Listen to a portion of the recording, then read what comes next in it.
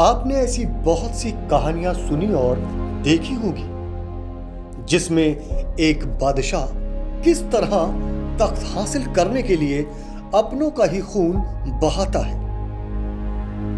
आज हम आपको जिस दास्तान से रूबरू कराने जा रहे हैं वो एक बादशाह के दर्द की उस अनकही दास्तान को बयान करती है जिसे तारीख के पन्नों ने अपने अंदर समेट लिया।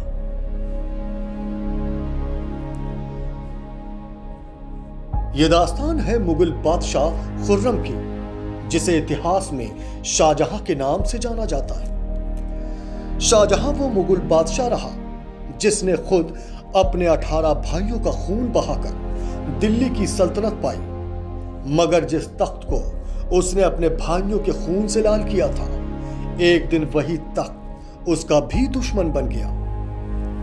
इसी तख्त के लिए उसके बेटे भी आपस में लड़े और आखिर में आलमगीर औरंगजेब के नाम से तख्त नशी हुआ।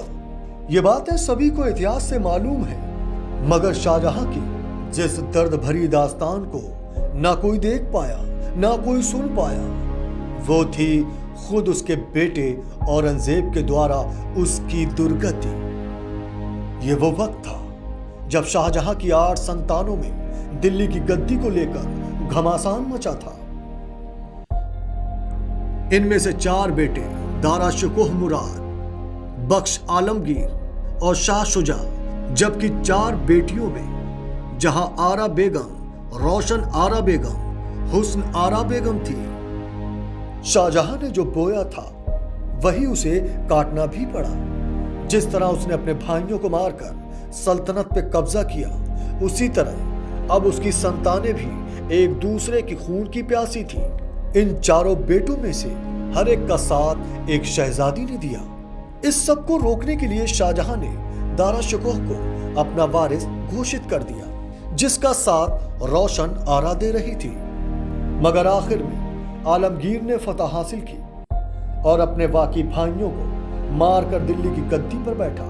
तख्त नशी होते ही उसने सबसे पहले शाहजहां को गिरफ्तार करके लाल किले में कैद कर दिया। शाहजहां का जिस तरह का व्यक्तिगत आचरण था, उसको देखकर सेना और दरबार के अमीरों ने भी उसका साथ नहीं दिया। जो लाल किला एक वक्त शाहजहां के वैभव और पराक्रम का गवाह रहा, वही लाल किला अब शाहजहां की ही इस बेबसी पर हैरान था। औरंगजेब ने अपने पिता को क्यों गिरफ्तार किया? इस कहानी का अगला भाग सुनने के लिए हमारे चैनल को सब्सक्राइब करें और हमारे इस कहानी के अगले भाग का इंतजार करें। इस खबर को हमारे सहयोगी मेहदी हसन ने लिखा था। ऐसे ही दिलचस्प किस्से और कहानी जानने के लिए देखते रहें माई भारत।